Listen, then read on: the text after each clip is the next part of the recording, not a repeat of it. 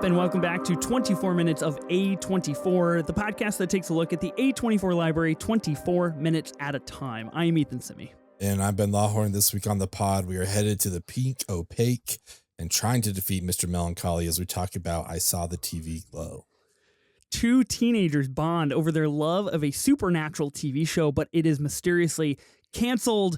Before we get into this conversation, because I'm so hyped about this pod right now. We do have a wonderful guest joining us. If you're watching on YouTube or anywhere where you watch the video pod, you'll see them. They're here. But if you're just listening, I'll introduce them.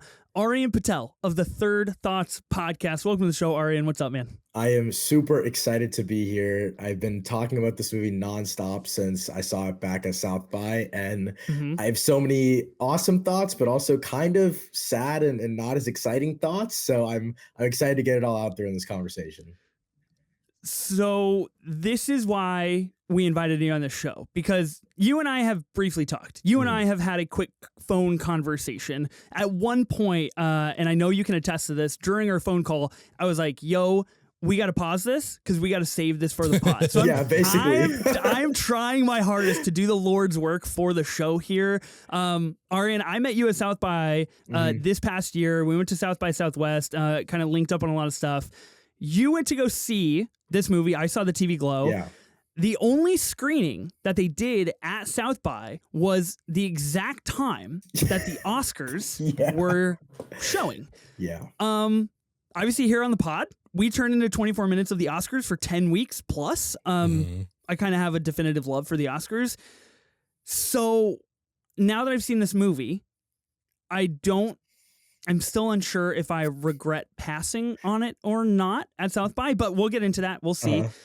Ben, in usual fashion, we have not discussed this film at all. I texted you yesterday because we had recorded an episode of the Movie Draft podcast yesterday. Yeah. And I had texted you afterwards and I was like, didn't care to share any early thoughts on I Saw the TV Glow. And you just replied no with a happy face. Yep, that's pretty much sums it up. That's sick. Okay, great. I'm excited to get into this. This is so fucking terrible. Okay, obviously, the movie is called I Saw the TV Glow. I think it is probably, if not the single most anticipated, like A24 movie coming out this year. If not, like, you know, the biggest auteur draw of the springtime for sure. Before we get into the summertime, directed by Jane Schoenbrunn, 100 minutes long. I wanted to note that, and I think that's worth putting a pin in, and we'll come back to that. Starring Justice Smith, Bridget Lundy Payne, Ian Foreman, Fred Durst, which I also, let's put a pin in that. We'll come back, and Daniel Deadweiler. Now, normally we do some housekeeping on the pod and talk about some A24 news and some things that are upcoming. There are things to talk about. I have made the executive decision to not talk about those things, so we can use all of our time to talk about I Saw the TV Glow. I'll give the listeners a little bit of behind the scenes real fast before we get into this conversation. I'm Pacific time, and at the time of recording right now, it's 10:18 p.m. I just got out of showing of Uncut Gems at IMAX, so I'm fucking buzzed right now. I am levitating. Ben, you're an hour after me. You're 11:18 p.m. Aryan, you're on the fucking East Coast, my guy. Your phone, you're committed to this pod. I can't believe you're here recording right now. Dude, I've just been, honestly, I took a nap today, literally just in preparation for, I just want to talk about this movie. And it didn't matter what way I was going to do it. This will probably be my last time speaking on it, unless I actually get to rewatch it and log it again on Letterboxd or something. But like, this is it for me. These are my final words on the movie. And I'm not gonna lie to you, since we last talked, I've actually been sitting with it more. And I've kind of been like, my rating hasn't changed, but I've definitely become more sympathetic towards this film. And so I was like, I got to get it out there. You know, I got to talk about it more. Sure. Well, I'm glad that you're here, and I'm glad that you are part of this conversation. I know you're our guest, but I've got to be honest with you. Ben has been silent this whole pod so far and hasn't dropped a fucking dime in terms of what he thinks about this movie. I am just going to say, can I guess what you thought of the movie, Ben, before you talk about it? Like, are you ready to discuss this film? That's why we're here. Let's do it. Okay. It's no surprise what what I thought of the movie. I think if you follow me on Letterboxd, like I'm pretty avid about logging them on Letterboxd. I'm really the anti-Ben when it comes to that form of quick review. So many ways. So, in so many ways, you're the anti-Ben. Yeah, so yes, that's amazing. By the way, I loved that. My thoughts are out in the world, and I'll just say they're very, very positive. Ben, I don't know if this means that I know you really well or if I don't know you at all, but I don't think you liked this movie at all. Am I interesting? Correct? For the most part, yeah. God fucking damn it. Yeah. That's terrible. This is no good. You're taking all the words out of my mouth. How I felt about this. I love this. I love this so much. Oh, no. It's definitely a movie that I respect more than I enjoy, for sure. I'm glad it exists. I feel like there is an audience for it, as all the 5-star reviews on Letterboxd show. Mm-hmm. So I'm there for that. I think that's amazing. I anticipated being a little bit more attached to it. I literally, when this movie takes place, was in 8th grade, while our two main characters were in 7th and 9th. So like, oh wow, that was my age group. Like I was there for this. Adventures of Pete and Pete, Are You Afraid of the Dark? Like all the TV shows they're kind of going after, all that kind of stuff. So I got it. Big difference here. I'm a cis hetero white dude. So obviously like there's the disconnect there, but I still find myself connecting to characters when I feel they're well written and the script is well written and performed well. And I just didn't feel that way about this film. I didn't care. I didn't connect to anybody. Wow. I feel like if you take the literal neon away from this movie, it's a whole lot less exciting. Like they were really riding those neon coattails quite a bit, I feel like. I didn't love the script. The allegory is just like pounded over your head, I feel like. And Aryan, you gotta stop shaking your head. I'm gonna punch a wall. I'm gonna punch a wall right now. He's taking the words right out of my mouth, bro. But again, wow. like I say all this to know that like there is an audience for it, and I know that people love it, and I think that's fantastic. I wanted to love this movie like so badly. I wanted to like just be super into it, and it just didn't hit for me. Like the credits rolled and I was like, what the fuck? Not like I was confused. Like I got it. I got what you were trying to say. You know what I mean? Like I picked up on the subtle message you were getting across, but it was just like, okay, I guess that's it. I guess we're done. And I don't know. I was bummed that I was bummed about the movie. So that is my overall feeling. I anticipate, getting roasted by people. And that's fine. Like, I think we all have different opinions and that's cool. I'm glad that this exists for the people that love this movie, but I just unfortunately am not in that group. The title of this episode of the podcast will actually be Ben, and then in parentheses, a cis heterosexual white male hates I Saw the TV Glow. That's how we're going on this direction here. Oh my God. It's done for before we even started. This is gonna be our biggest episode yet. Aryan, I know I don't want to like take the words out of your mouth, but I know you agree with Ben.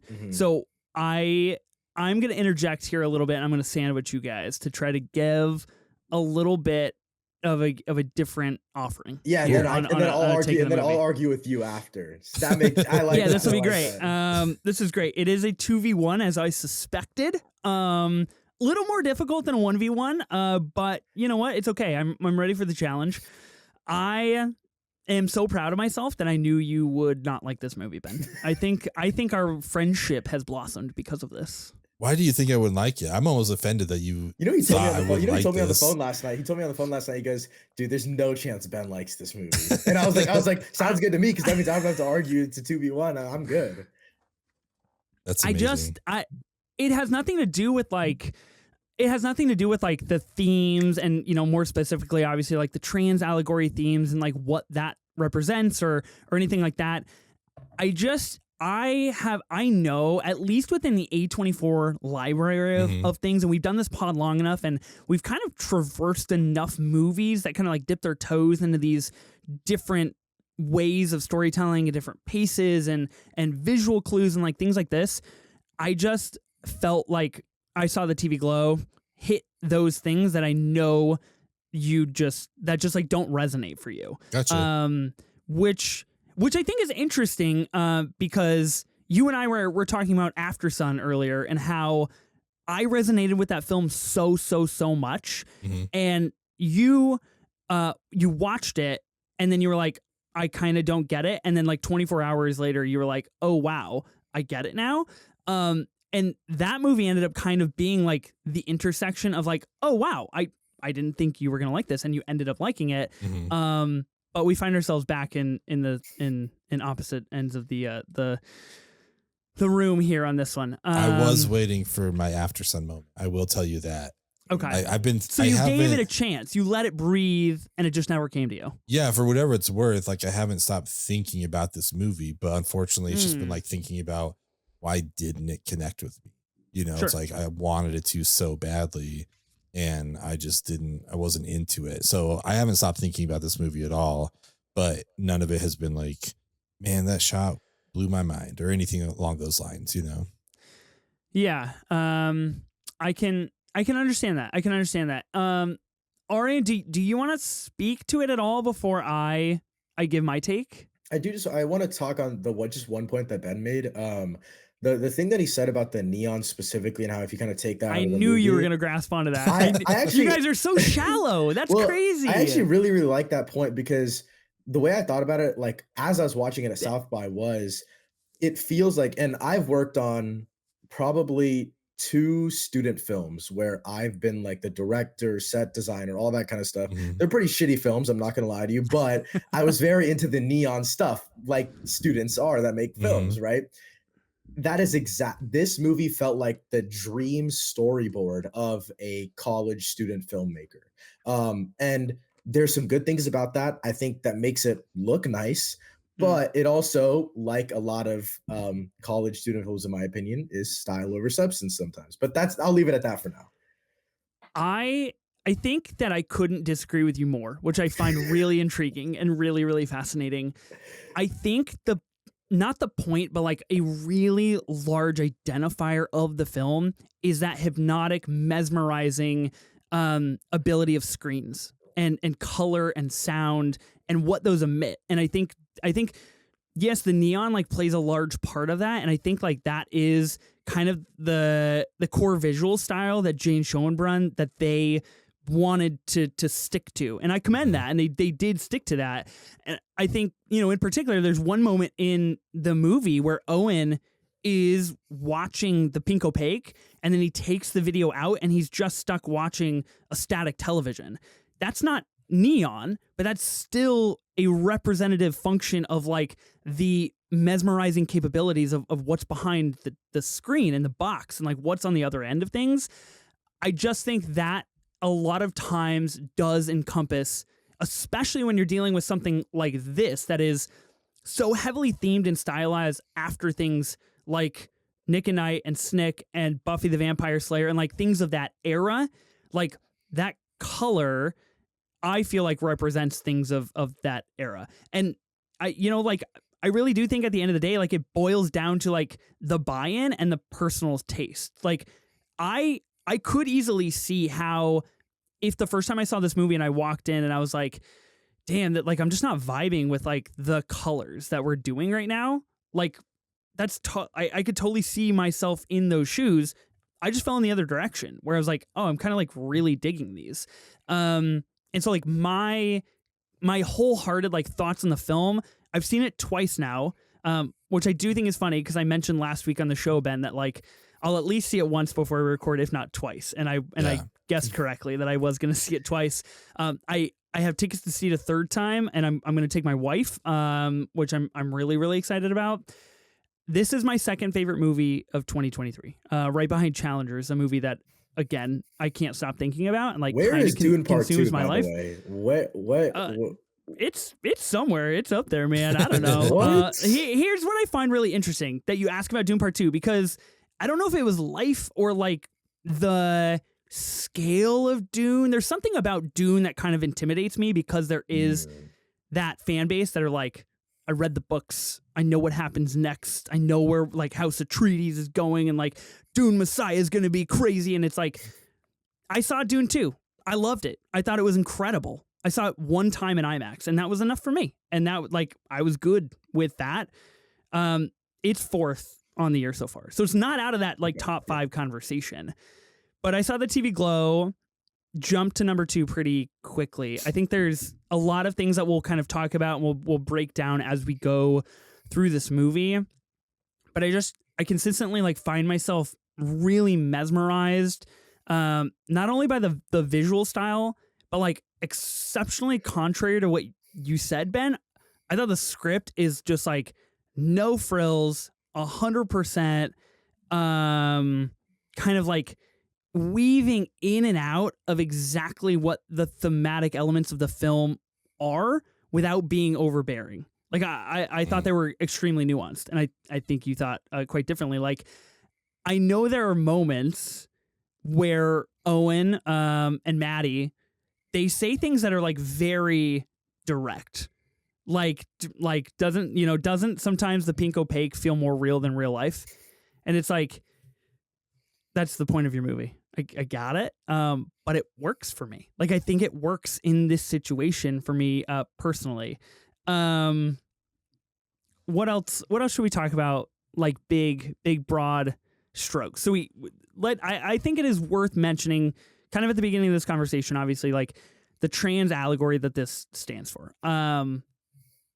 I much like you, Ben, I'm a cis white male. I don't necessarily connect to like the trans allegory and like a coming out and coming of age, like kind of idea and narrative and journey with that. But I kind of view that as the magic of the movie, because I know that's what we're focused on. Mm-hmm. But I personally like really, really connect to that idea of like how the constraints of lack of identity, whether it's trans or not, whether it's, any gender, sexual identity, anything like that, mm-hmm. Can be of detriment, and how it can lead you to feel like things that shape the way you intake the culture in certain moments and memories of your life define you, and whether that's a prison or like a field of freedom. And I think the movie allows you to journey whatever direction you want. And I think that's a really interesting part of the movie. Like, it can be viewed in both ways. And I think I listened to this really great conversation on the big picture with Adam Naiman and Sean Fennessy. And I think Adam Naiman says it really well, where it's like the movie at coinciding times asks you to like both accept the idea that it's okay to let go of the things of your past, while also kind of investigating the fact that like maybe we should just hold on to those forever and like not let them go. And both times I watched it, I got different ideas of what I like, where I fell on that kind of thematic spectrum. This for me felt like a very tell, don't show. Like it felt like they're, like you just said, like they're at that example, like doesn't the pink opaque feel more real than real life? And it's like, yeah, I mean, like I get what the TV show, you know what I mean? I don't know. It just felt like there's a lot of exposition in the dialogue. And I was like, man, this is like as subtle as getting hit over the head with a fucking 2x4. Like, I get it. You know what I mean? Like, I understand. But again, wow. You and Aryan, wrong side of history. Tough beat. Dude, it's quite possible. And again, I'm so happy for everyone that loves this movie. Yeah. I want to be there. I want to so bad. But I just like, I didn't care about any of them. And I didn't think, the dialogue they were given wasn't great, but I also don't feel like we saw great performances either. Oh, like, interesting. It's rough for me when Fred Durst is the best part of your movie. And I say this as a Limp Bizkit fan, you know what I mean? But like, that's rough for me. And that's how it came across to me. That's how I felt about the performances. But again, like they weren't given, in my opinion, a ton to work with. So it's hard to hold that against them. But yeah, I don't know. This is just like, it just hit me over the head and not in the way I wanted it to.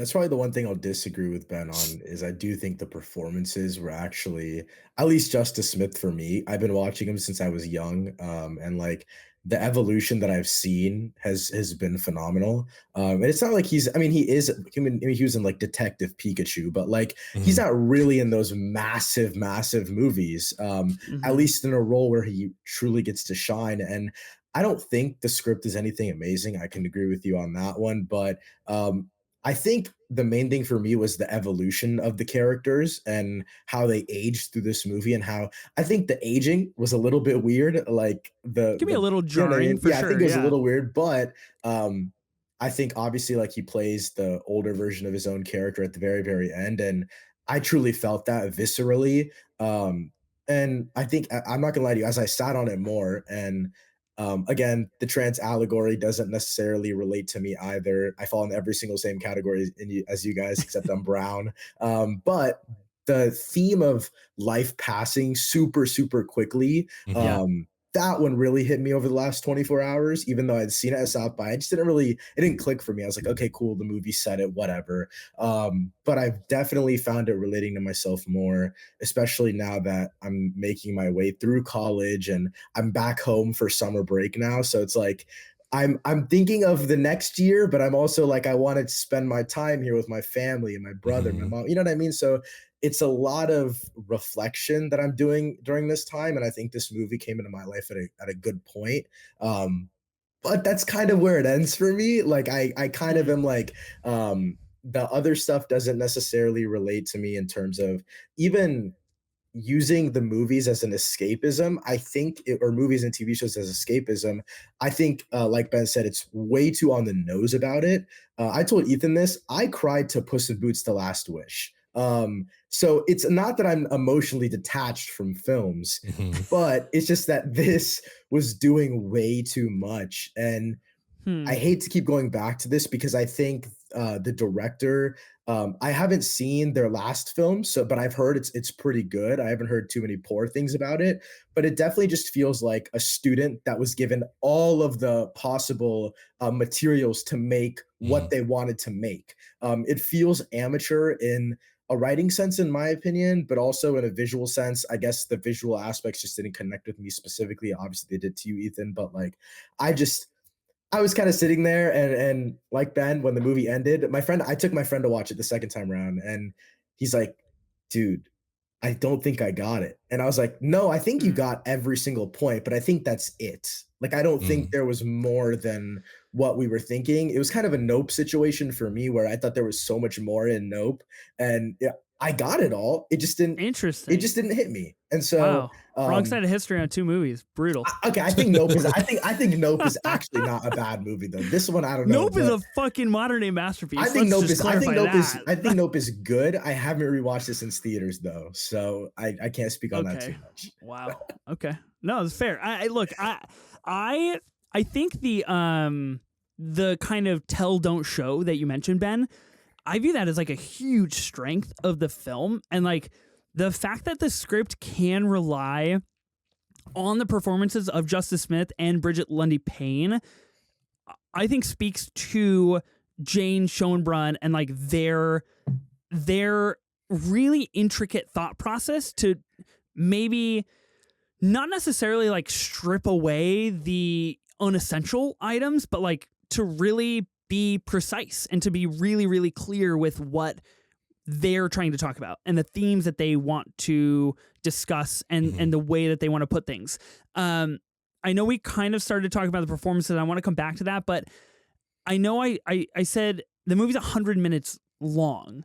Um, I think that is something really fascinating to me because of the way that the movie ends. And we'll just clarify right now, like we're going into spoiler territory, or at least I'm going into spoiler territory. So be warned.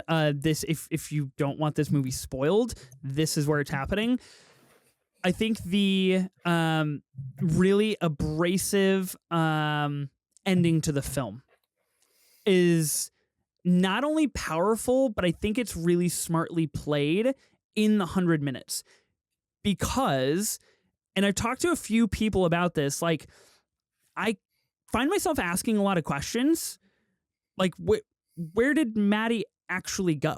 Like, what have we been doing for all of this time that is passing? Like, where is Double Lunch? Like, this place that Maddie takes Owen that is from the Pink Opaque. Like, where is, like, what are these more kind of fleshed out world ideas?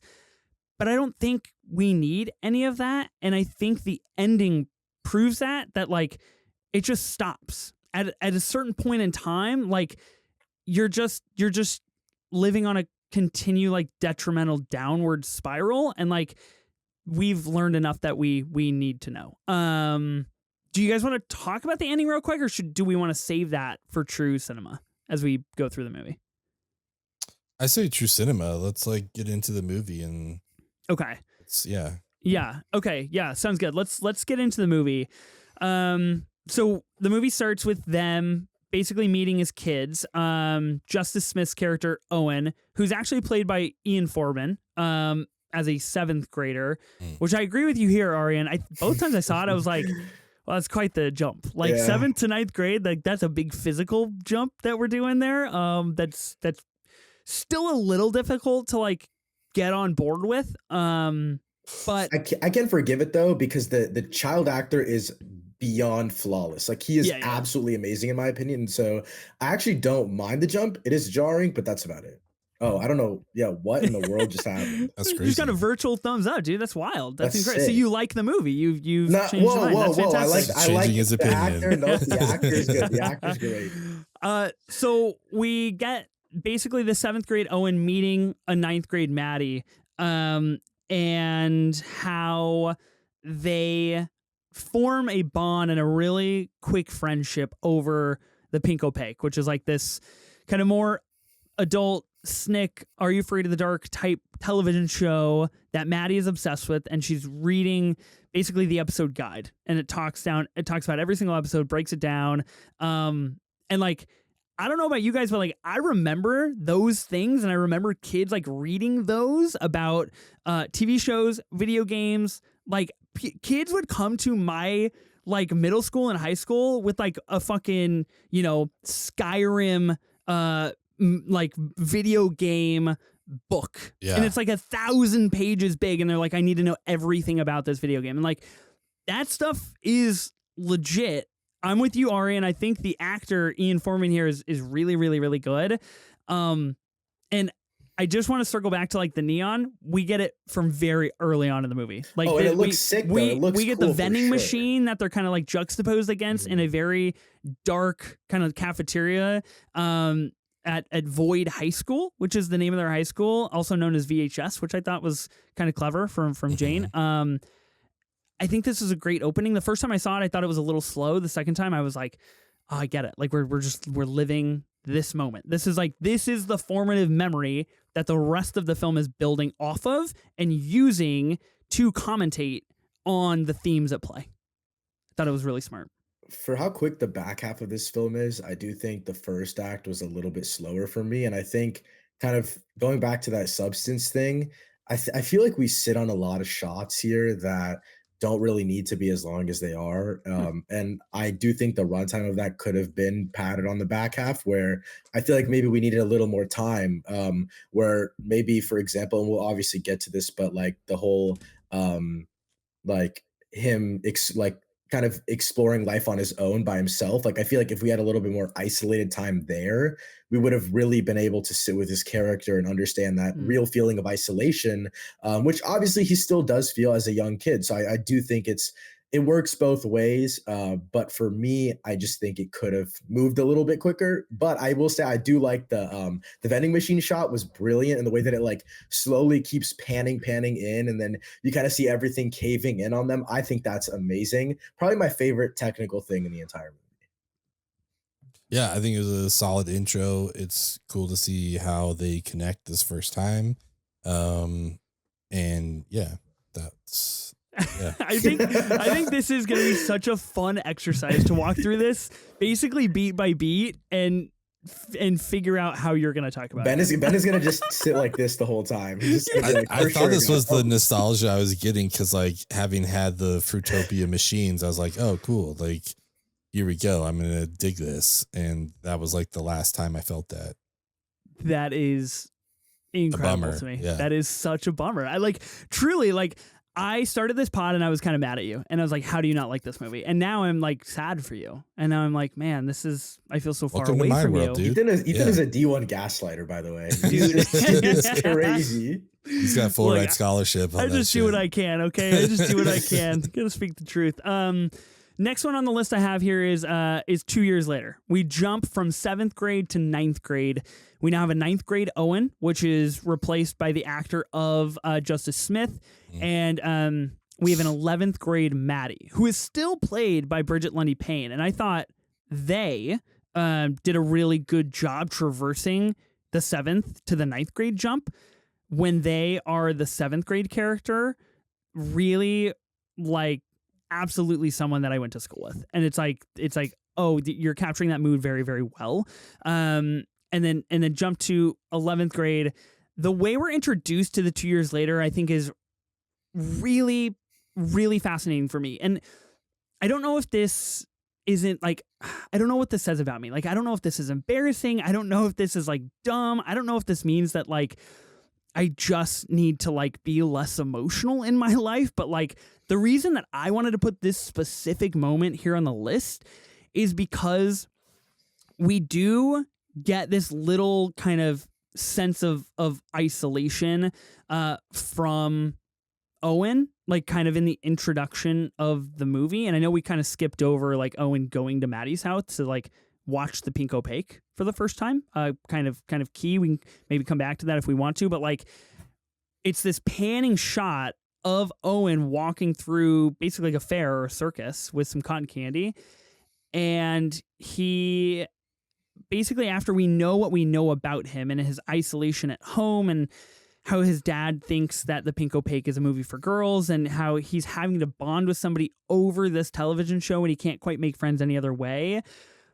He's walking through and he passes I believe it's a son, but a kid with two parents, and they're playing a game at the circus. And he's kind of moping by them with his cotton candy. We learn that his mom has cancer. She had a health scare, and he has just essentially just isolated himself. He has grown to stop talking and stop sharing and stop basically communicating about his life.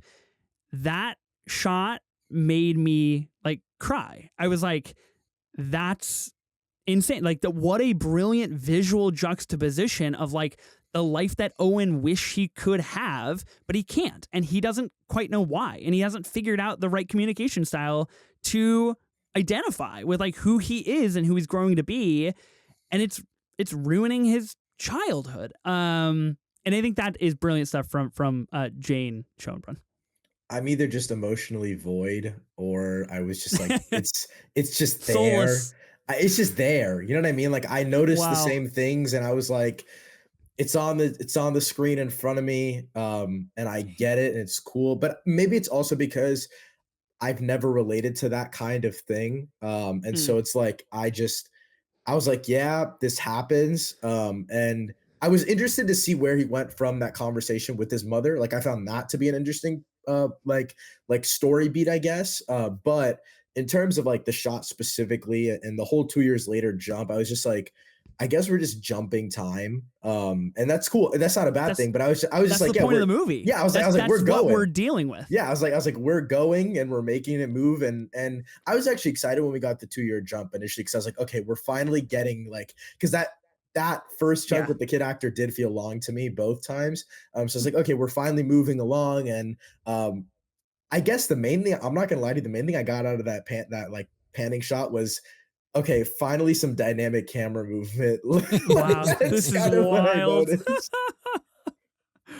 Yeah, man. I'm just amazed at how differently we see this movie. That is so fascinating to go me. through the rest of this because that for me, your eyes were tearing up and mine were rolling into the back of my head. So I was just oh, I get it. That's the life he thought he could have, and let's walk right by it and show it. I'm just a sucker. I'm just I can just be emotionally manipulated by anything.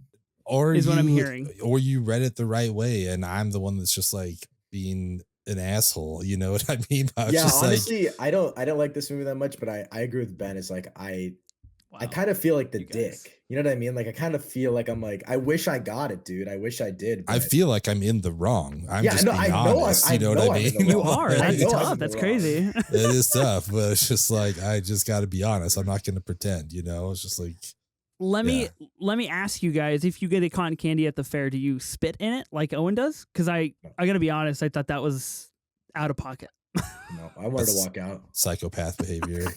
I was like, what the fuck? I was like, no, like, what are we doing? I thought it was hilarious both times, and I was like, "Wow, Owen, you're a real." But freak, the man. That's so metaphors, cool. guys. But the metaphors. I swear. you, Oh my you gotta god, stop. the You gotta metaphors. stop. This is too much. It's ruining a perfect thing. Do we care at all to go back and talk about when young Owen goes to watch the Pink Opaque for the first time? Is there anything there that you I think it wanted looks to tackle? cool. I think it looks cool. Sick. Yeah. Yeah. I don't know. It's like cool that he was that committed to pull it off, to lie and go like have the sleepover. I liked their kind of exchange that they had together. As awkward as it was, like just be out by dawn, you know, that kind of a thing. Yeah. But yeah, I mean, it showed his commitment to checking the show out. I love that Maddie is like, "Shut up, it's on," and like she just Yeah. grabs the popcorn and doesn't say anything else. And he's like, "Are you sure that I can still be here?" And she literally doesn't answer. That's like him, me which I when the think is hilarious. Furiosa trailer comes on in the theaters. Like I'm completely locked in. Like no one can talk to me. Just got blinders on. Wow. Yeah. Wow. Okay, next one on the list. I've got the hallway scene with kind of like the cool editing. I mean it's I think it's really innovative. I think it's a great way to signify the power of this shared space and like this shared show that they're both obsessed with, and they're both framing their lives around. And basically, Owen is super babied. Like he can't stay up until 10:30 to watch the Pink Opaque because his bedtime is still 10:15, even though he's in 9th grade. Yeah. And the only way that he can watch it is by Maddie creating VHS tapes for him. And basically, that's their bond. That's their friendship. She tells everything about this.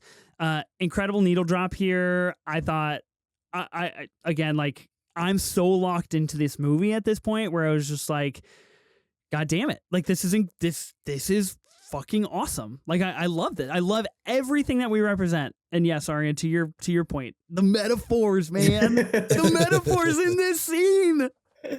I think it looks cool, and that the first thing I think it looks cool. Secondly, though, I do like the whole like writing thing because it this one I won't lie, this is one like metaphor physical thing that I really thought hit because it felt like the scrambling of his mind, and I think that the layer on top of the actual like on top of the actual picture, I think that itself adds a lot. And it actually creates an impact rather than just some like lighting technique. You know what I mean? So I actually really like this one. And actually the second time I went to go watch it, my friend leaned over to me and he's like, oh, like, oh my God, like we're doing something. He's like, I'm locked in, like I got it. And like 5 minutes later, he's like, never mind. But he was in for a minute. He was in for like that scene. It was a really creative way to, in my opinion, do like a montage where it's just like we're going through all these episodes, like everything that got written down. It's like, oh, this is cool. But then the filmmaker or film editor side of me was just like, I think he just made 3 left-hand turns. So we started in the hallway that we began in. Like that's where we ended up. That's like, insane that is where your mind is. Crazy how you telling thought you. that. I did not Wild. even notice that at all. I was like, he just made 3 left turns. I think we're in the same hallway that we started at. Oh Like, why my didn't you just turn God. around and go in that way? So that's where I was at. I was like, let's keep making left-hand turns. Let's do That this is for real 20 more hating. minutes, bro. That's real hating, actually. That's real That's hating. crazy. That's I nuts. love, like much to your point, Aryan. Like I think the overlay of this is what I think is a pretty like clever way of, you know, his life has become dictated by this, and like he doesn't care where he. To your point, Ben, like maybe that's the point. Like he doesn't care where he's walking in the school. Yeah. He's only thinking about the Pink Opaque. Like Sure. that is it. And yes, he ends up at the dark room and he ends up getting like the next VHS, but it's like he's on autopilot because he only cares about this world that he's become so attached to. And I think that's a really interesting idea and theme of the movie is like feeling this ownership over things that belong to millions of people. Like this show, The Pink Opaque, like podcasts, like movies, like you mentioned Furiosa, Aryan, like millions of people are going to see that. And if there's going to be at least one person out there that is like, this is my fucking movie. Like this is what I connect with in some way, shape or form. And so like feeling this sense of ownership, but also sharing that ownership and then figuring out how to like delineate that to understand life and your own identity, I think is a really complicated, interesting thing. Next on the list, I have the bleachers. This is kind of the scene that we see in most of the trailers. This is where Maddie says, I like girls, you know that. And Owen says, I think I just like TV shows, which I still think is really nice. Like, I think that's a great. That was the greatest line of the whole movie, in my opinion. That was the funniest thing ever. My theater busted out laughing, by the way. It was like a 4 p.m. on like a Monday, and everyone loved that line. I think it's hilarious. They kind of have this exchange after they haven't talked for years and years. And Owen wants to watch The Pink Opaque with her again and like bridge that gap. Like enough time has passed where he feels like he can kind of be that physical friend again. I think it's funny, this little blip that we get into Maddie's life of like how, this person is like an agent sent to ruin her life because she started a rumor about her, which I thought was like a really interesting little tidbit. This is also the point where we kind of get the first glimpse of like Owen having some real self-identity issues and how he says it feels like his insides are just scraped out and he doesn't want to look to see if they're actually scraped out or not. And like that comes back in the very end, of course, in a very physical manifestation, in a visual manifestation. But this is really the first line where it's just like, oh, fuck, like, wow, we're going to get like pretty hard in this movie and things are going to get really, really depressing. This feels like it's halfway through the movie for me, by the way. Like I've been sitting here. I don't know if it actually is halfway through the runtime, but at this point I was like I was kind of like, we're too far gone. In the sense that I was just like, like I get it. Like I get it. Like I got the theme from the beginning. And so this did feel like a rehash to me. But I will say I do like the loop at the end. I really like what they did there. And that's a ballsy move, but I can respect it. And I think it was really cool. Yeah, I mean, I don't know how I felt about this scene. I think, when she's like, I like girls, right? And I was like, are you picking up on something that I'm not seeing, that you think Owen's got anything going on? You know what I mean? Like it didn't come across like it was any romantic, whatever, but it did lead to that good line. I don't know. I mean, it's an interesting scene. I will say I don't like the way this one's shot. I think this scene was shot really blandly compared to the rest of the film. And I know I've been using the visual style as kind of like being able to shit on the movie, but like as cool as the rest of the movie did look to me, this one where I was like, this is where a director needs to show off how they can shoot a conversation. Mm-hmm. This did not do anything for me at all whatsoever. I really did not like the wides in this.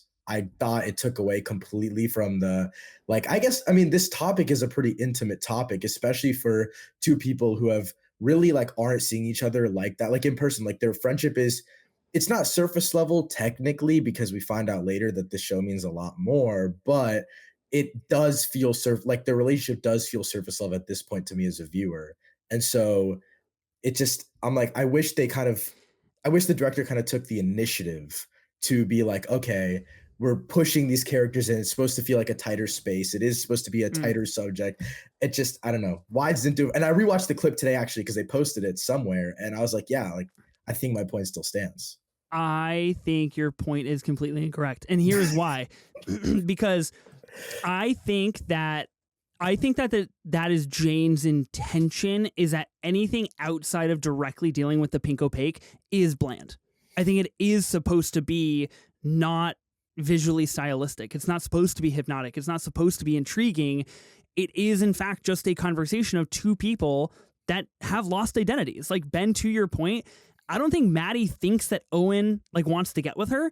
I think Maddie has a real self-identity problem as well. Like, a rumor was started about her being a lesbian, and now she is a lesbian, or at least thinks she's a lesbian, and still doesn't know how to friend. She's eating lunch on the bleachers alone by herself, and all she does is record the Pink Opaque for Owen. I don't think she knows how to traverse any of those conversations either. So I viewed that as like as not a bug or a quirk, but like a feature of of what we're dealing with, because the very next scene is them watching the pink opaque together again. And this is where Maddie draws the ghost on Owen's neck, which is probably, I would say, the most kind of like heavily sexually referenced or kind of like vibe that you get out of the film.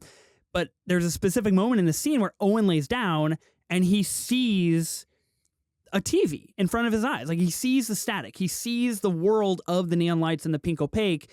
And like, that's, like, I think that's the point. Like, and I know that you guys are already over the movie at this point, so like, there's no saving grace. I'm not sure if I've had a conversation with anybody, and specifically you, Ben, like, where we've maybe disagreed more on a film, which is really interesting to me.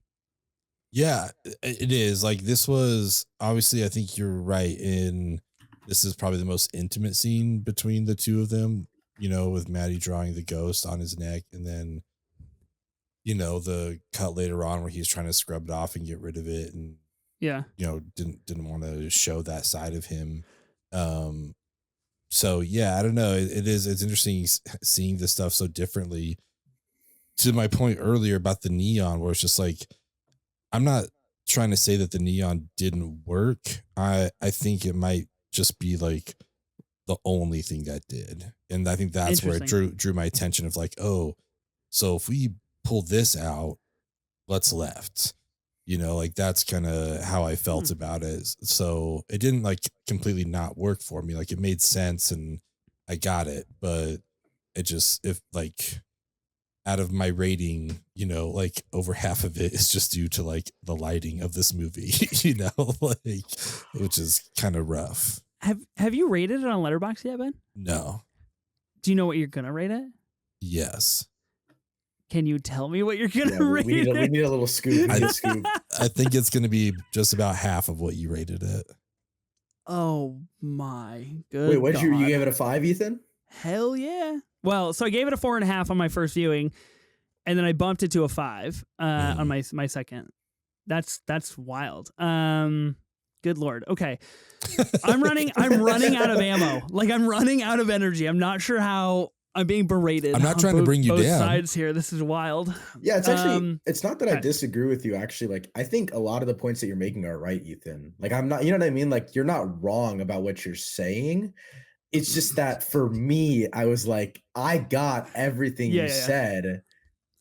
And then I went home and then put on Mad Max 3. Like, you know what I mean? Like, crazy like, there wasn't. Like, I got in the car and I like fired up the first song on the soundtrack and I like started tearing up. And I was like, wow, time passes. Like, that's scary. Like, the way that we view our lives through our memory is scary. And because it's not always what we remember it to be. And sometimes the identity that we grow from that is wrong, is the wrong identity that we don't even want. And so like that really hit me, that's really crazy that we're just like on different sides. Okay, next bullet point. Owen's mom passes away. Maddie goes missing. The pink opaque is canceled. This is in this, at least like this main kind of plot point is in the trailers that led me to believe, and I'm curious from your guys' standpoint, that this movie would be much more of a horror film, would be much more of a thriller than it actually panned out to be. Did you guys get that from the trailers, or were you like disappointed by like kind of the genre swerve at all? Because I felt that it kind of did that. You can go first, Ben, actually. No, wow. I'm with you. I thought this was going to be more of a horror film. To be honest, like, I didn't even remember the trailer going into it. I watched it again after, but yeah, I thought I was getting something different as well, but I was open for whatever. Some random guy in the South by Southwest line told me like about 24 hours before this movie that it was coming out at 9 p.m. the next night. So I went to watch it. I didn't watch any trailers going in. I didn't know anything. I saw probably like one still of it, like of both of them looking at the TV. But that's pretty much it.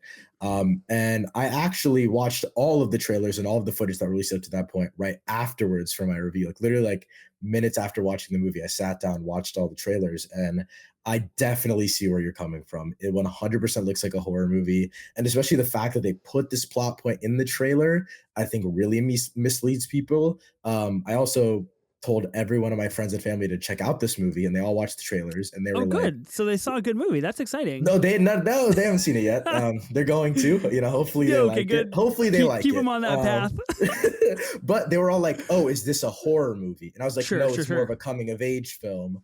Because also a horror movie seems to indirectly turn a lot of people that I know away because they don't want to go watch a horror movie by themselves. Mhm. So I also was like, "Hey, it's a coming of age kind of thriller." So I wanted them to check it out, but definitely more coming of age vibes now that I've seen it. But over the top horror. Like I could see myself being very, very scared going into it if I had seen the trailers. Yeah. Aryan, do you think First Reformed is a horror movie? Okay, so I won't lie. I haven't seen the whole thing, I don't think. I've Okay, seen so your answer is no good. Your money is no good here. yeah, no, like that's the thing. But I'm not gonna to lie to quote you. Men, Alex Garland's best movie. It was kind of scary though. Like when I watched it, I was watching it by myself, but I also get scared really easily. Horrific, one could say. Okay. Okay, it's not. No, That's what I heard. That's what I heard. I don't. At this point, I don't know if we're talking about your opinion on the movie or if how scary it was, because I don't know. If you No, think I it's a just bad want to movie. know. I just want like It was- genre. Oh, Would you be genre? like, hey, First I think- Reformed is a horror movie? I think it's like a religious thriller more so. Okay. Fuck. So. Okay, well, this podcast has really gone to hell. Next bullet point, 8 years later has passed. Owen is working at a movie theater. The one thing that I want to call out about this scene is whoever the fuck Owen's manager is that's getting his cock sucked by Goated, a hooker awesome in moment. The Office sounds exactly like Seth Rogen, and I think it was fucking hilarious. I truly thought it was hysterical. Aha! It was crazy. Connor O'Malley's the dude's name. Put that guy in more movies. Yeah. Put that guy in more movies. That's what I want to say about that. So funny. That scene was hilarious. And I think the fact that such a funny scene leads into such a dark scene where he's like, look at my eyes. Like, I think that shit is kind of fucked up. Yeah, I think that worked really, really well. I cannot believe I'm gassing this movie, but like, yeah, there's moments that work. I won't lie to you. There's moments I think are good. I just got to dig enough. I just got to get you late enough. It's past 2 a.m. I just got to, maybe we get to 3 a.m. and you're going to be like, yo, this movie, one of the best 5 of the stars. year. Maddie reappears in the grocery store after she goes missing for 8 years after the Pink Opaque is canceled. Did you guys clock what she's holding? Because she's holding something and she drops it. Like I can hear the sound of her dropping it in the scene. I thought it was a book. Book. Okay. I didn't know for sure what it was. It might have been that episode book, maybe. That's the only book I can think of that's been referenced so far in the movie. So maybe that's it. But yeah, she was definitely holding something. So okay. Yeah. Ben, I'm curious what you thought of this scene because Maddie definitely reappears quite abruptly. And I think that is kind of a reoccurring motif of the film is like big shit just kind of happens all of a sudden. It took me a while to realize this wasn't necessarily like a hallucination in his mind. Interesting. That's kind of what I thought was happening at first. I'm like, oh, he's completely lost it. Like he's now just seeing her in random places. So, I don't know. I actually thought the scene worked. Like I thought it was kind of cool. But again, I'm just like, did he get groceries or did he just leave? Like, that's what I was sitting there wondering. Was it a successful grocery trip or not? Yeah, I was like, did he get those shallots or not? I don't know. But, oh, that's so hilarious. what was he doing shopping in the vegetable section at what seemed like 5 a.m? Yeah, exactly. Yeah. My dude is busy. He's working at the movie theater. You know, you just gotta go when you can. There's a scene in this movie, and I'm asking the wrong two people on the planet here to help me place it. But can you guys help me place it? He's driving home from work, I believe. And I believe it happens like maybe right before this or right after this even. He's like driving home from work and there's a downed power line in the road. Mm-hmm. I think we're around this time. And I have a specific question about this scene, which is why I want to bring it up. A downed power line. There's kind of a snake power line that's like moving around. There are book pages from the Pink Opaque that are flying around. He picks one up. It says the Pink Opaque season 6 episode 1, a episode that has not aired because Pink Opaque was canceled during season 5. This scene in particular, I'm still trying to figure out, do you guys think was like, is that real? Or is that him seeing a downed power line in the road and thinking, oh, this is how it would happen in the pink opaque. This is how things would be in the pink opaque. And like kind of gearing more towards that Maddie mindset where it's like the pink opaque is more realistic than real life. And so I choose to view through my eyes what would have transpired. You know what I mean? I didn't pick up on that. I'm just a psycho that's just like reading way too much into this movie. No, you could totally be right. You know what I mean? Like I didn't understand that scene because we did have like the neon light coming out from the down power line as well. You know, we have to put more neon lights in this movie. That's neon. The only thing that works. Give us more neon. Yeah, I don't know. Okay. I'm gonna subvert your question with my own question. How did the fourth wall break stuff work for you? That shit pissed me off, dude. Fucking I hated it. It was incredible. Actually, I thought it was okay. I loved it. I thought it was interesting. I thought it was interesting when he did it, right? I was like, okay, cool, interesting thing. But the second time I watched this movie, literally my friend turns to me, he goes, no way this dude just broke the fourth fucking wall, right? I'm like, what are we doing here?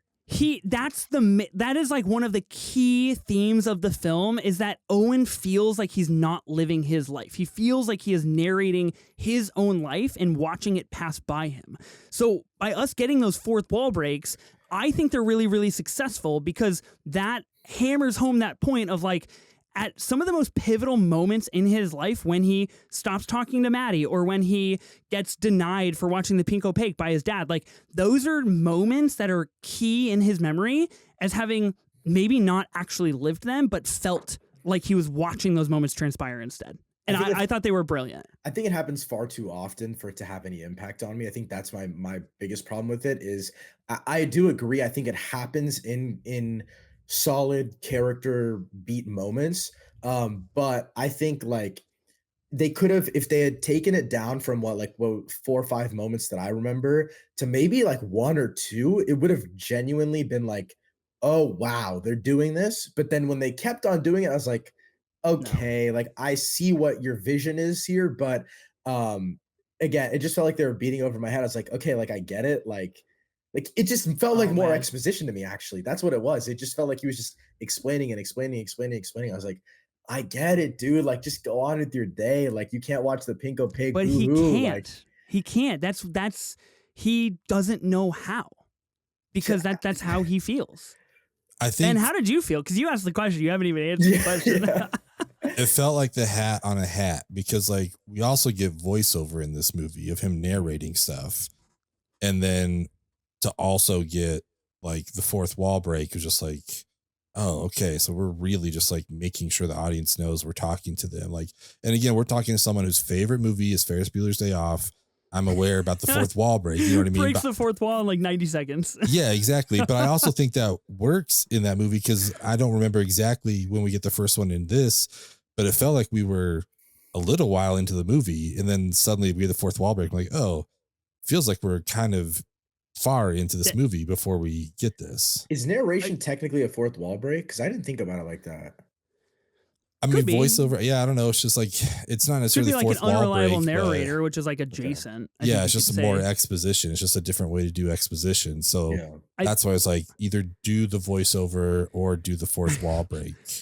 I think the smart technique of withholding it for so long and then it does eventually happen coincides with that idea of like crazy shit happens in your life when you might not know how to deal with it or like or expect it to happen. Like he's disassociating all of the sudden. Like his identity crisis is happening all of the sudden and like hasn't happened up until this point. I that's how I read that and that's kind of what I got out of that. I so wish I could see this movie through your eyes. I so wish I could. I will lend you my eyeballs, minority report style. I'll carve them out for you. I wish it was like, honestly, because to me, it kind of just felt like a wow factor. Like, because the narration to me was already cool. Crazy. Like the narration, I actually really enjoy narration in movies, weirdly. But like, I just was like, okay, fourth wall. It felt like because I'm at my core, I'm a very like comic book movie person. So like Deadpool is the first thing I think of, and She-Hulk when I think of fourth wall breaks, and I think about it as a very unserious thing. And that's Mhm. just how I'm wired to think about fourth Oh. wall breaks because it truly makes the movie not feel like I'm watching a story anymore. It kind of, I don't know if this is same for you guys, but it kind of takes me out of it because I'm Mhm. like, I'm not watching this story unfold anymore. This story is kind of looking back at me, and I don't like that. Like it isn't, you know what I mean? It just felt a little odd to me. Mm. And You again, don't like to be confronted with your own no, I don't. opinions. No, no, no. And especially not with the movie that's trying to say as something like this. Especially like the life is passing faster and faster. Like fact that this movie is trying to get so close to me was just it made me a little paranoid, you know? Mm. Hmm. I I think that's a success. Okay, let's keep moving through here. Double lunch. Maddie takes Owen to somewhere that she wants to take him to, and it's called Double Lunch, obviously straight out of the TV show of The Pink Opaque. This is great. Phoebe Bridgers shows up and is just super talented and super attractive and really cool in this setting. And we get a real, what I feel is like a true Lynchian moment of like, yo, what's going on? Like, what is reality? This movie just stopped for 2.5 minutes for us to listen to a song that says I saw the TV glow, which is like obviously exceptionally meta. Mhm. Like what is this world that we're living in right now? And I think there's a lot of questions here. My biggest question being like, is like, did Maddie just like travel? Did she go to New Mexico and Arizona and like try different names and stuff? Because like you can take that literally for like the trans allegory, but like where they are, where is that physically? Like in the town? Because that is straight from the Pink Opaque. Like, is that Mhm. some weird imaginative space? I don't know. This is where I kind of left. Wow. This is where I kind of also There's a rock one-man music. conversation here. Rock music is not my thing. So when that girl started screaming, didn't really like that either. I was kind of out of it from here until the bathroom sequence at the end.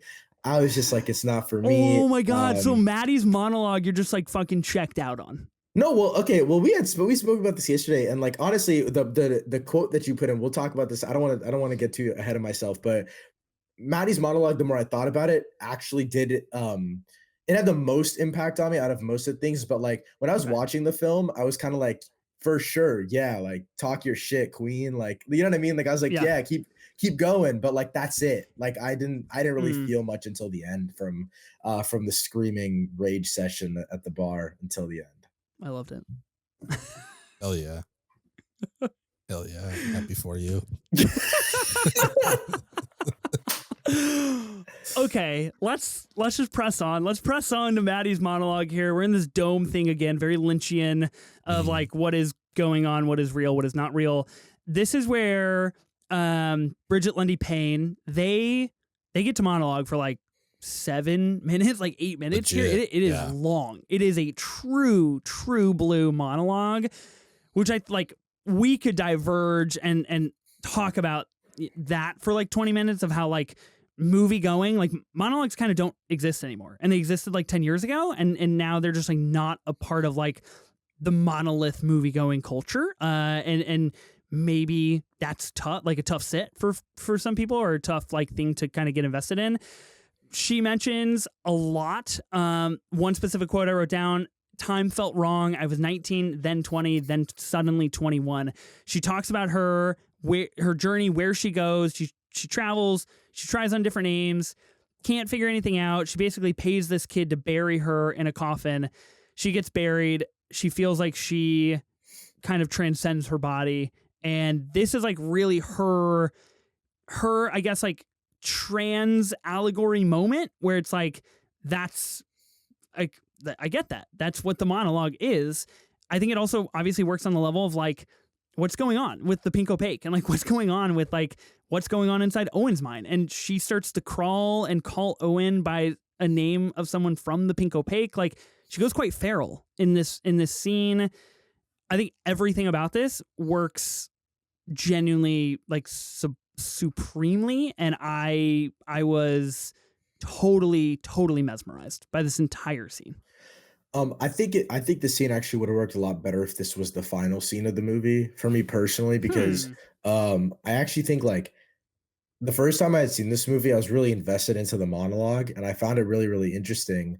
And then we kind of went away from it. And then we kind of just saw Owen doing his own thing. And I like Okay. the ending a lot. Like I think Owen's ending is amazing. And I've said this multiple times. I love like that final little bit. And I love that, of course, but like I feel like it takes away the impact of the monologue for me, especially because I didn't relate to every single aspect of the monologue. Um, I will say though, the 1920 suddenly 21 thing, I'm 20 years old. I'm literally right in the middle of that. So that scared the shit out of me. That I was like, yeah, Fair. it's so cooked for me. Like I was like, what's going on? And that's why I think I'm gonna bump this movie up from a 6 to a 7. Wow. I think I'm We going did it. there. What a productive conversation. We should probably wrap the pod there before anybody else changes their mind. Yeah. I think that's it. Yeah, I think the monologue really bumps it up for me. Solid monologue. This was, I think, one of the best performed things out of the whole film. But this is a moment for me when Ari, you talk about your friend who like watched, like, I'm not sure I got it. It's like, I don't know who listened to this monologue and didn't understand Yeah. what this movie Yeah. was about. Fair. Like, it was essentially handed to you on a silver platter, but well performed. Yeah, that's really excellent insight into probably one of the greatest movie scenes of the year.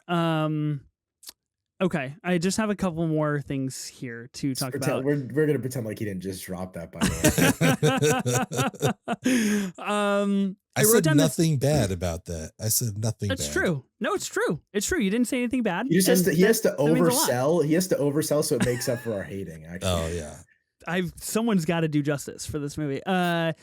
Basically Owen, we then basically get Owen's story after this. Maddie falls to the wayside. We get Owen's story. This moment in particular absolutely ruined me and was something I was greatly looking forward to seeing again on the second watch. And something that I think is really intriguing in terms of like the broad ideas of the movie. Owen is switching out his old tube TV, like this box TV, and he's setting it on the side of the road, and he's getting a new LG flat screen TV.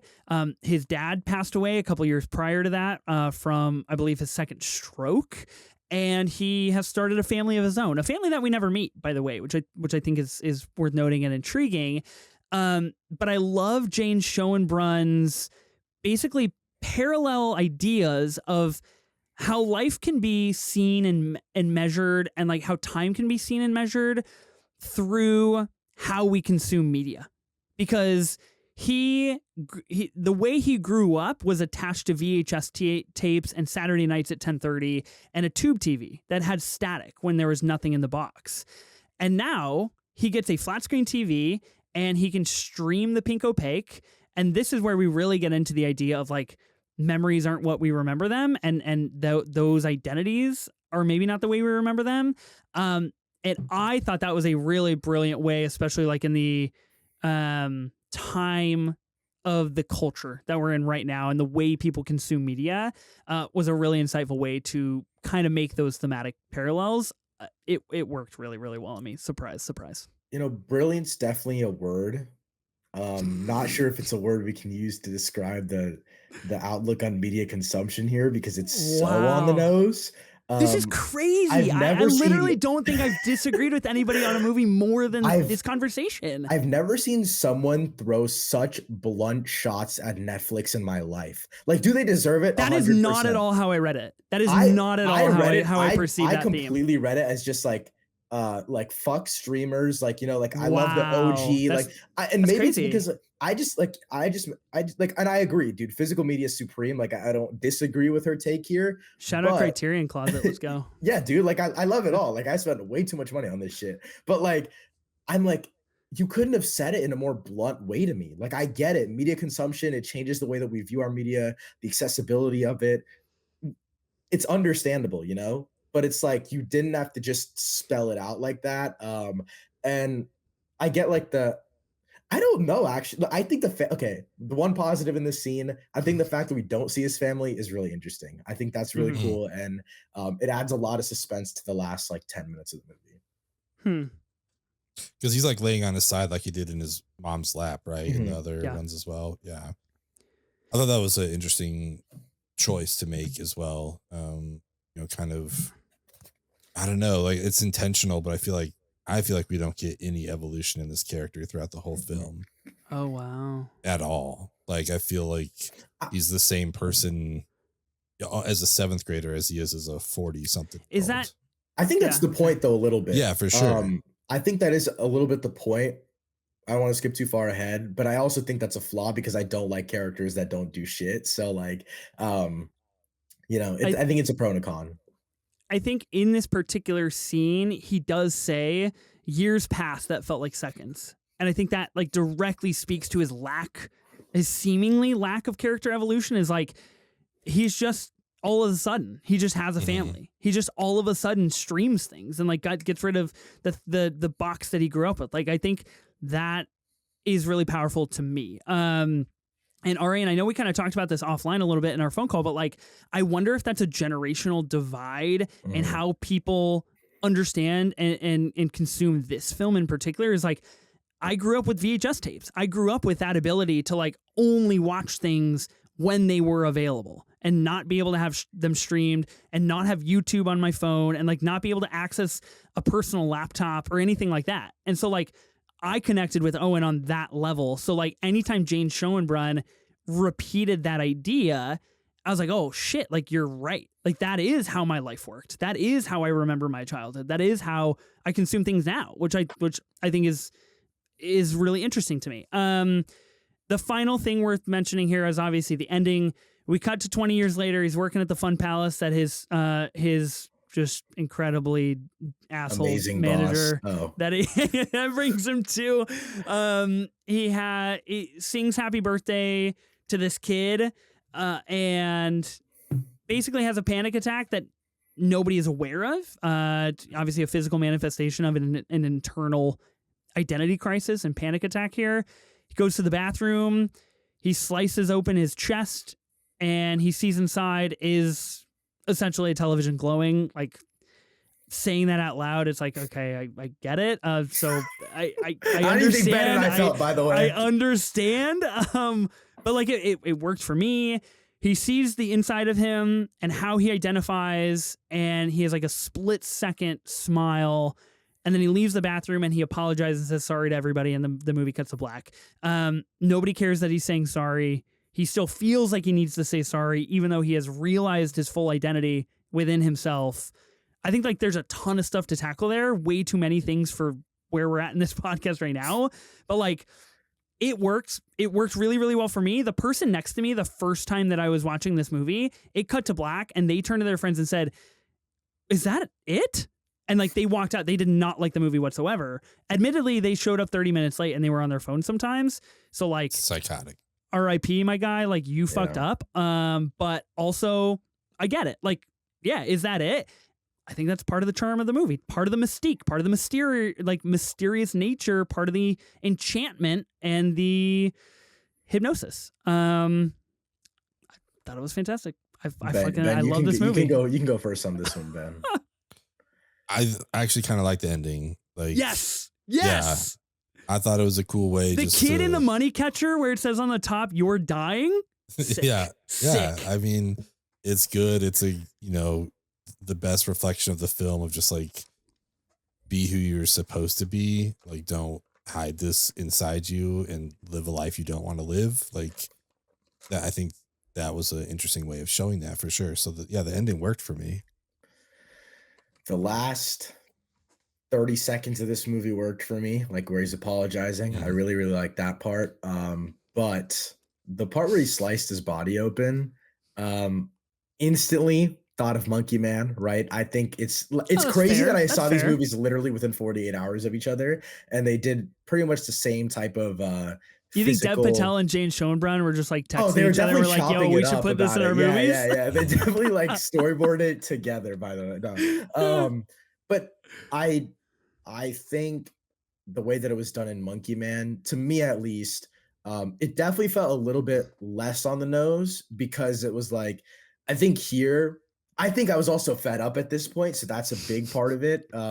But here, just the whole sequence was very, very on the nose for me. Whereas in Monkey Man, maybe it was the tension being built around that specific sequence and kind of knowing that we were going into this training montage that kind of made me a little more excited about it. But I found the fact that I got that I have these two to compare, I definitely like the one in Monkey Man a lot more, which inherently gives my main complaint to the one I saw the TV go. That's just like, okay, we saw your TV glow. You know what I mean? Like we got like we're there. Like I don't like, and then boom, sorry, we cut to black. Like that's the abrupt nature of the movie, though. That I think again, like Jane does not like suppress. She doesn't leave that to the wayside, no matter how far.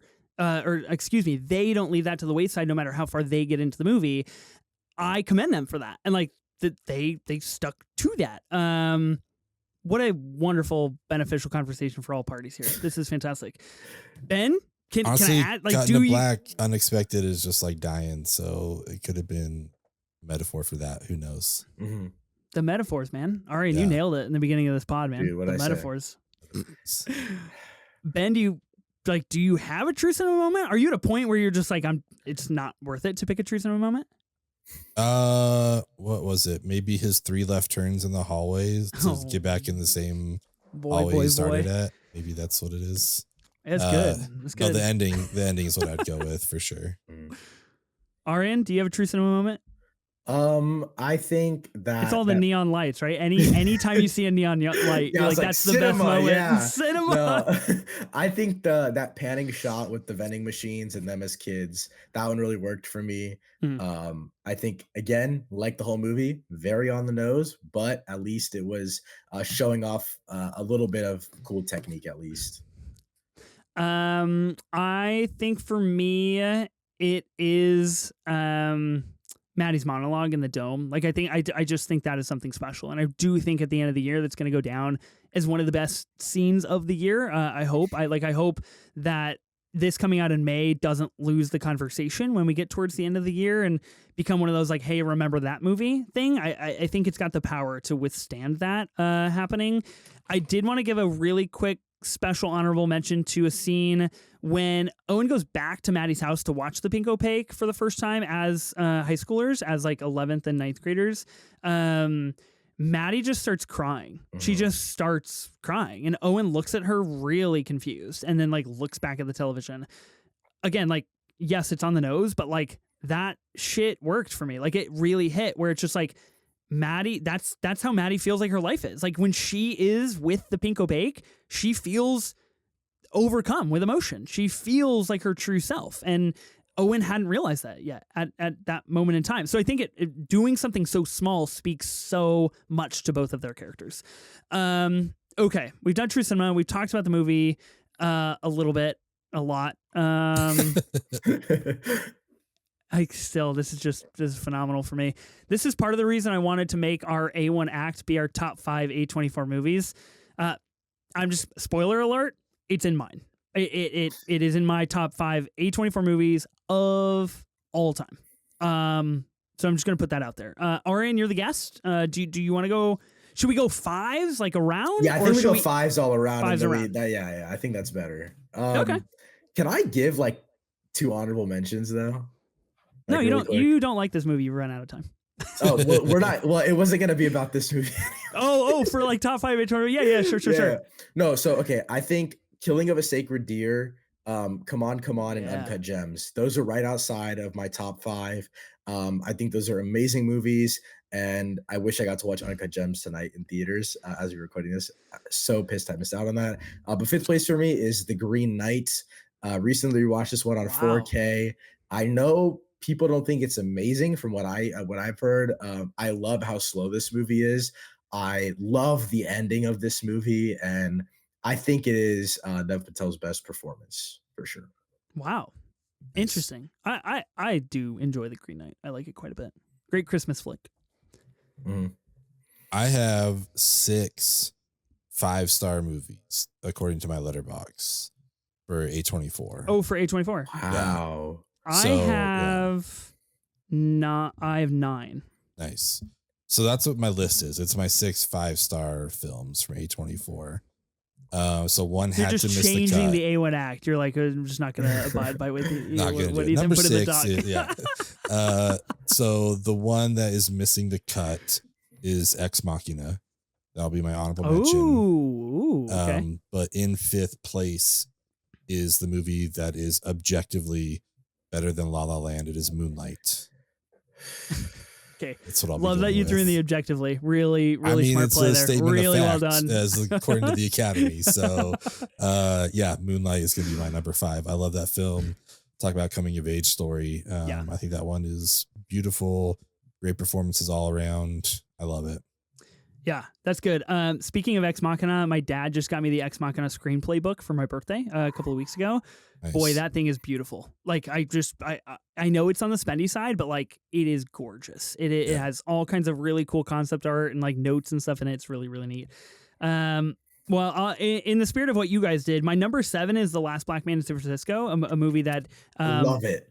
Is So truly underrated. Truly underrated, truly phenomenal. Obviously mired in lots of controversy with the Jonathan Majors of everything, but like for what the movie is, it is really fantastic. Number 6 is Lady Bird, just missing the cut. Number 5 is a movie that I know Ben will be really pissed to hear is number 5, because it has continually fallen for me over the course of the last couple of years. It is still a 5-star movie. It is still a movie that I have a tattoo of. Like, I adore this film. But in my 5 spot is Everything Everywhere All at Once. I think it is a fantastic genre like bending, redefining. I mean, you could even say like coming of age identity story that it possesses. I think it's really neat, and it's a movie that I really, really, really enjoy. But it's now in the 5 spot. It used to be in the 3 spot. It's now in the 5. Okay. I totally forgot Everything Ever All at Once was A24. That's just pretend. Let's pretend like that was in my honorable mentions, because I still have I have it like a 9.5 out of 10. Like, I don't not like the movie, but like just totally forgot it was. But do you have a A24. tattoo of it, Aryan? No, I don't know. no tattoos. No, not yet, guys. Number 4 for me, I'm gonna go with The Lobster. I just watched it for the first time, and I absolutely love it. It's probably the scariest non-horror movie I think I've ever seen. Maybe it's because of just how unsettled I was.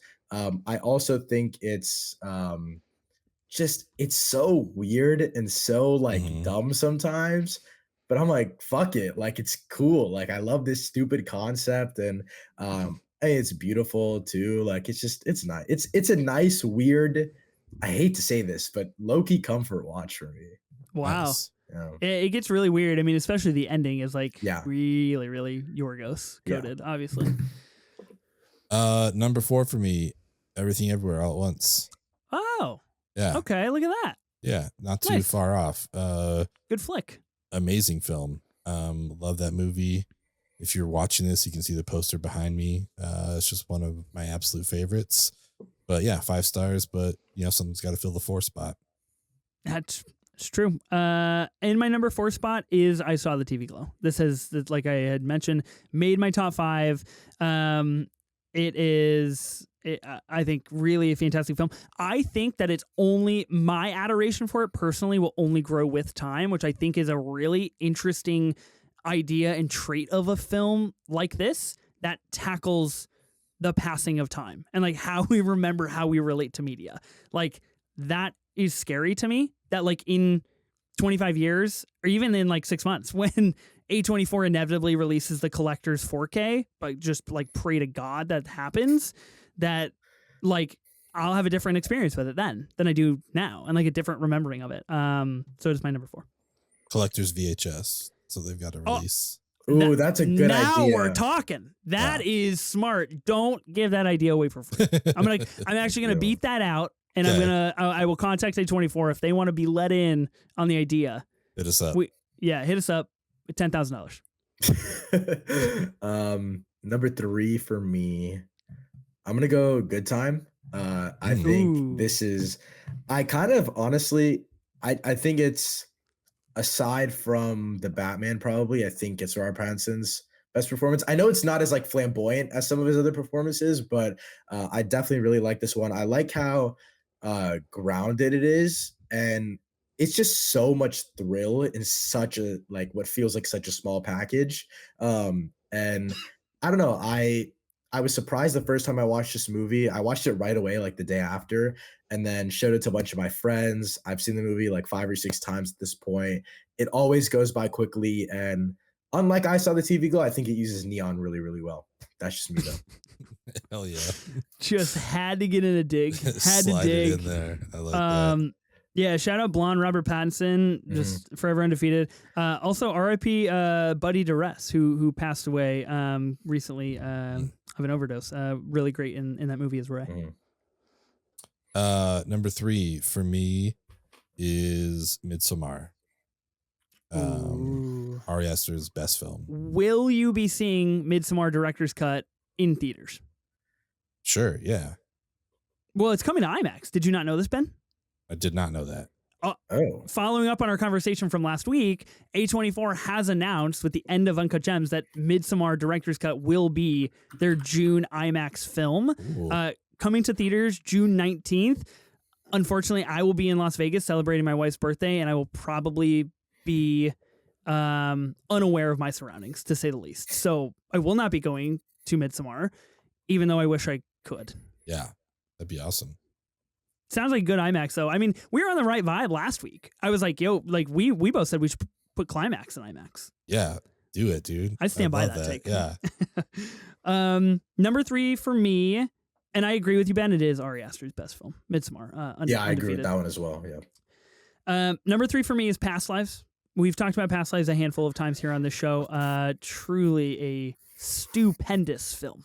I would delve into an entire podcast right now if I don't stop myself. So we're just gonna keep moving to the top 2. Holy shit! I forgot that was A24 as well. You gotta make a letterbox list. Sorry, you gotta make a letterbox list. Dude, I forgot. So my number two, I actually forgot that it was A24 until like I randomly thought about it. So I had to bump one of my other ones down to. I don't care. I had to bump it down to. Dude, there's so many damn movies. I didn't even realize, bro. Number 2 for me is The Iron Claw. This movie literally changed my life like 14 times over. I saw it originally with my best friend. I'm an older brother, by the way. So this one me really too. cooked me. Shout out older bros. Dude, the final scene where like his kids come up to him, I was like, it's over. Oof. I watched with my best friend. My best friend, I watch a lot of movies together in theaters. I cry a lot during movies. I've never cried in front of him in my life. He's never cried in front of me in his life. We were both sobbing during the end of this movie. And then I also watched this with my older cousin, and he's been like an older brother figure to me my whole life. We both sobbing by the end, dude. It was absurd. And also snubbed in literally every single Oscar category, by the way. I know everyone said this 100 times over, but it still pisses me off. Yeah. My boy right here, Zach, he deserved that best actor. I'm an only child. That movie fucked me up. Like, I love that movie so much. Like, I never had a brother, and I still was super sad.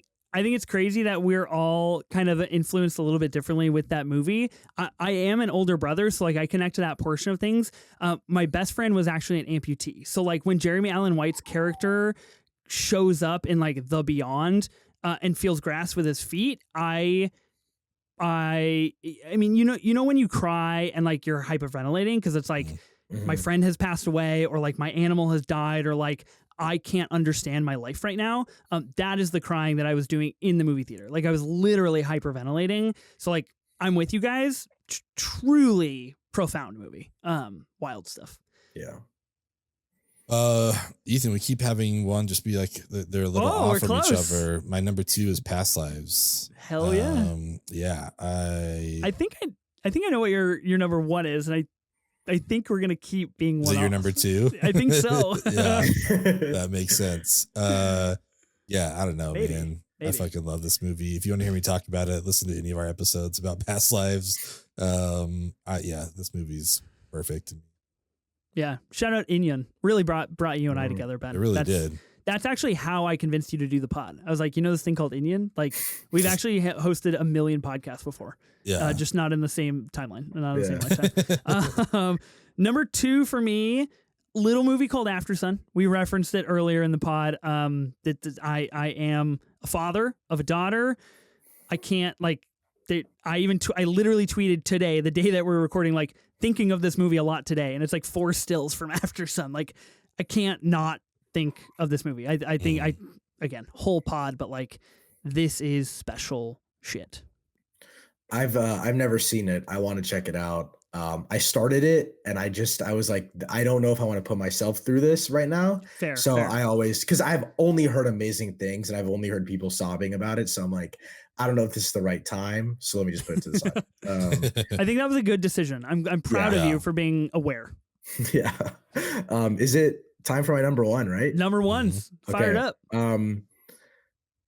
As a 20-year-old dude, this might be crazy, but Lady Bird is my number 1. Nice. Wow, nice. This one, I got to see it in theaters on National Cinema Day, and I actually spent the whole day in the theater that day, and this one rejuvenated me and filled me with so much life.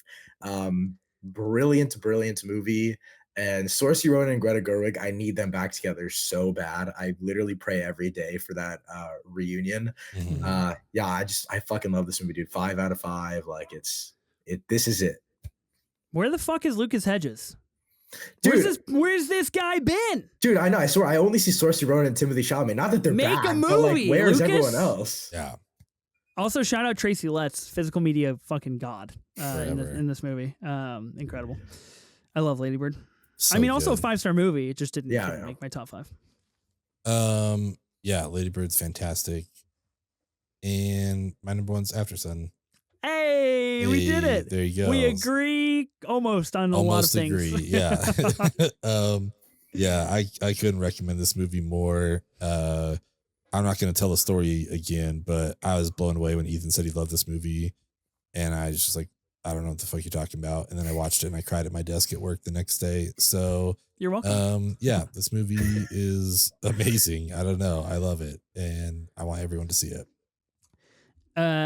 Number 1 for me is Uncut Gems. I literally just got done watching it in IMAX about 2.5 hours ago, and that I think was the best moment of my life. Like that to me was more important than like the birth of my children or like marrying my wife. Like that's where I'm at on Uncut Gems. I just to like kind of interesting take position for sure. you guys.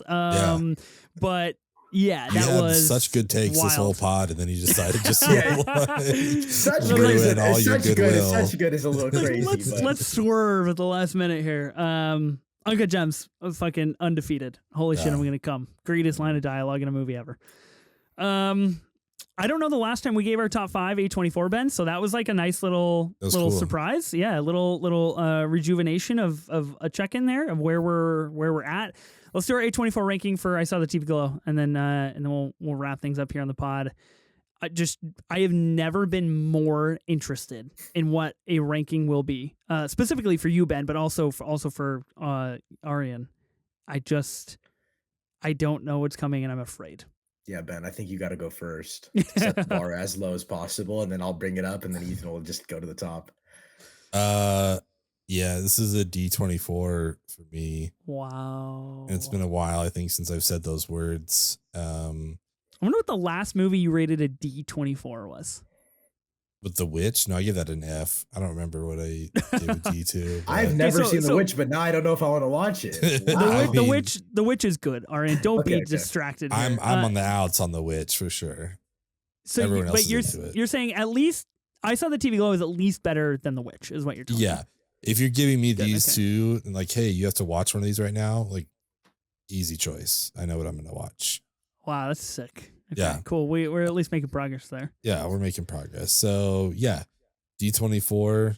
I don't know that there's a lot of wavering either way. I don't know that a rewatch would bump it up to a C, but I also don't know that it would bump it down to an F. I think it's just kind of pretty solidly here. Do you want to know the last time you gave a D24? This is fascinating. This is truly insightful. Episode 87. Okay. Little movie called Beau is Afraid. That's real as fuck, dude. That's Isn't that real. Crazy? That tracks for sure. Tracks for sure. And I just did Midsommar. It's like my third favorite A24. It's fantastic. That's wild, man. Wow. Shout out to you for just coming with the takes. The correct takes. Yeah. Aryan, what's your rating? I think I'm gonna go D24 as well. Oh, okay. Guys, I come think on. I think I'm gonna go. It's okay. So it's D24 plus or C24 minus. I'm sitting at like a 6.5 out of 10. So I don't think I've ever. I don't really watch because I didn't get to catch a lot of A24 movies in theaters, just because of when I started watching movies in theaters like that weren't big movies, and so I don't really get to just go out of my way and watch random A24 movies. So I usually try to watch the best ones. So this is probably one of my lowest rated A24 movies. I don't know if I recently watched Hot Summer Nights for Timothy Chalamet ranking, so that might be about this or lower. That's the only one I can think about that's A24 that's like this.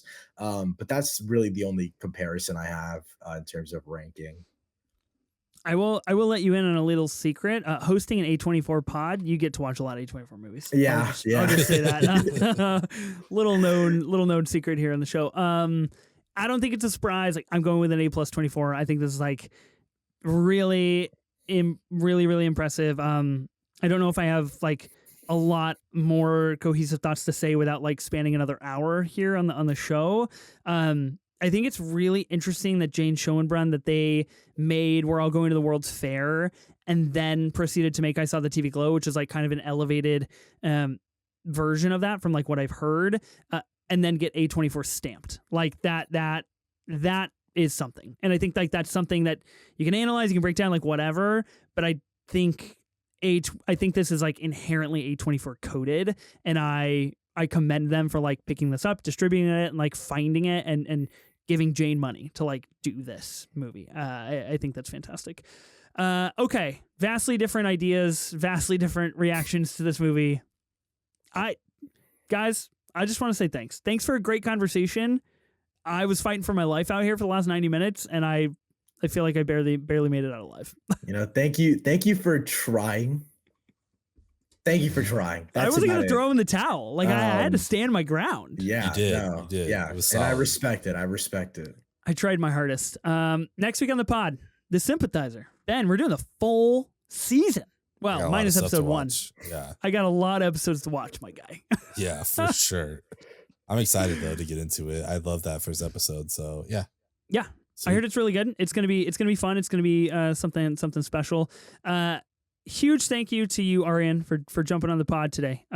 Seriously, incredible. I'm glad to have you on. I mean, this is why I wanted you on the show. I wanted differing opinions. I wanted to know that I was right and somebody else was wrong, and I feel good about that.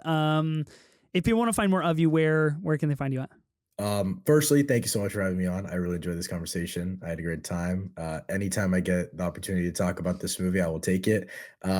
I talked about this movie on my podcast, Third Thoughts, and then obviously my YouTube as well, Aryan P, just movie reviews and stuff like that. Just talking more about the stuff that we all love. So thank you again for having me on. Okay. I had a lot of fun tonight. And chatting to Dev Patel. Let's not leave that out of the conversation. That was also cool. Yeah. That's worth mentioning for sure. Absolutely. Any closing thoughts on I Saw the TV Glow, top 5 A24? Anything else? Ben, you got anything to say? I'm just blown away. This has entered your top 5. That's kind of nuts. Yeah, that's a little. Yeah, I stand by it. I stand by how I feel. I don't know what you want me to do. I love it. I'm proud of you. That's great. Thanks. Yeah, I feel like you and I grew closer on this episode, Ben. Somehow we did, with our ratings being so different. Somehow we did. But yeah, let us know what you guys thought about I Saw the TV Glow. We're on Twitter and Instagram at 24 minutes of A24. Is this an A+24 for you? Is this a D24 for you? Let us know. You can also find us on YouTube, where you can watch our beautiful faces as we talk about these movies and try not to yawn too much, even though it's approaching 3 a.m. for Aryan, which is like fucking nuts. Thank you so much for doing this. But yeah, thanks everyone for your support. Really appreciate it. I am Ben Lawhorn. And I am Ethan Simi. Spring break forever, bitches.